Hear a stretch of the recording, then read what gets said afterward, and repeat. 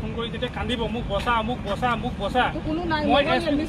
2 ঘণ্টা সময় পিছত যদি গৈ মানুহজন মৰি গ'ল হয় গোটেই পেট্ৰল ঢালিলে গোটেই পেট্ৰল ঢালি পিনি মানুহ 3 ঘণ্টালৈ তাতে বন্দী হৈ আছে মনমোহন গগৈ মোৰ ফাটি পৰি গৈছে তো মানুহ যোৱাৰ পিছতো যদি মানুহজন নহয় আমাৰ কথাটো হ'ল কি কালি আমি যোৱা নোযোৱা কাৰণটো কৈ দিছোঁ আমাৰ কথাটো হ'ল কি কালি যিকেইজন মানে মানুহ ৰেছপনচিবল আছিলে ইয়াতে ঠিক আছে তেওঁলোকে কিয় দায়িত্বত গাফিলতি কৰিলে চিকিউৰিটি দায়িত্বত কিয় গাফিলতি কৰিলে এজন মানুহ মোৰ ফাটি যোৱাৰ পিছত কিয় ইমান ব্যৱস্থা কৰিলে আগতে কিয় নকৰিলে চিলাপথাৰৰ পৰা আহোঁতে আপোনালোকে গম পায় মিটিং কি ধৰণৰ হয় ডিছকাশ্যন বুলি বস্তুটো কি হয় আচলতে যিটো পৰিৱেশ আমি কালি সন্মুখীন হ'লোঁ পৰীক্ষাত আচলতে এছ হৈ যাবৰ কাৰণে আমাৰ এতিয়া ভয় লাগিছে কাৰণ আমাৰ এজন সতীৰ্থ এতিয়া হস্পিটেলত ডিব্ৰুগড় মেডিকেল কলেজত পৰি আছে আৰু এগৰাকী আমাৰ সতীৰ্থ তেওঁতো অৱস্থা বেয়া মেণ্টেলি একেবাৰে ভাগি পৰিছে তেওঁ এতিয়া কোলাজান অঞ্চলটো কেনেকৈ পাৰ হ'ব সেইটো চিন্তা হৈছে গতিকে আমাক ষ্ট্ৰিক কৰিবলৈ কৈছে আমি নকল ধৰিবলৈ যোৱাটো এটা এতিয়া আমাৰ কাৰণে এটা সমস্যা হ'ল গতিকে কালিৰ পৰা আজিলৈকে ইমান সময়লৈকে যিটো চেণ্টাৰত এইটো ঘটনা ঘটিছিল সেই চেণ্টাৰটোৰ যিজন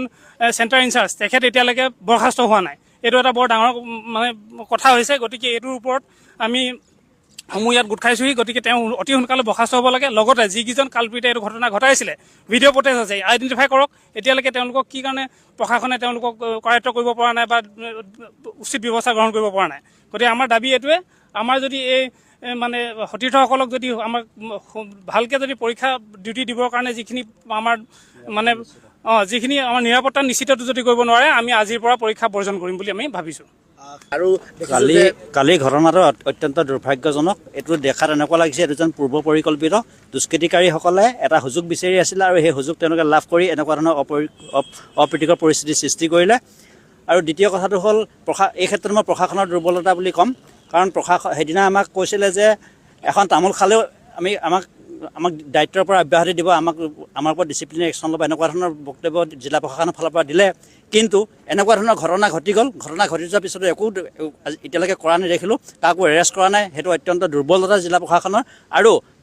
আমাক আজি 10টা বজাত DC মহোদয়ে মাতি পঠিয়ালে আমাৰ লগত মিটিং কৰিম বুলি বিষয়টো আলোচনা কৰিম বুলি আমি আহি পালোঁ আহি পোৱাৰ পিছত DC মহোদয় আমাৰ এটা দাবী যেতিয়ালৈকে দুষ্কৃতিকাৰী এৰেষ্ট নহয় তেতিয়ালৈকে আমি DC ছাৰৰ লগত কথা নাপাতোঁ আমাৰ প্ৰথম চৰ্ত হৈছে দুষ্কৃতিকাৰীক এৰেষ্ট কৰক এৰেষ্ট কৰাৰ পিছতহে আমি কথা পাতিম আৰু নহ'লে আমি সকলো এছৱে আমি দায়িত্বৰ পৰা অব্যাহতি ল'ম আমি কোনো দায়িত্ব মানে সৰু নকল এটা ধৰাৰ পৰা এনেকুৱা ধৰণৰ ঘটনা হ'ব নালাগিছিলে এই ঘটনাটো বাহিৰলৈ কেনেকৈ গ'ল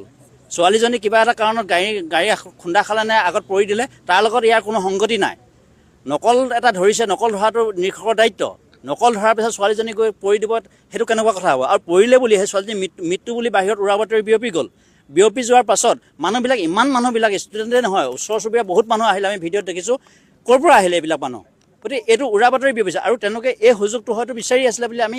আমাৰ ছিক্স চেন্সে কৈছে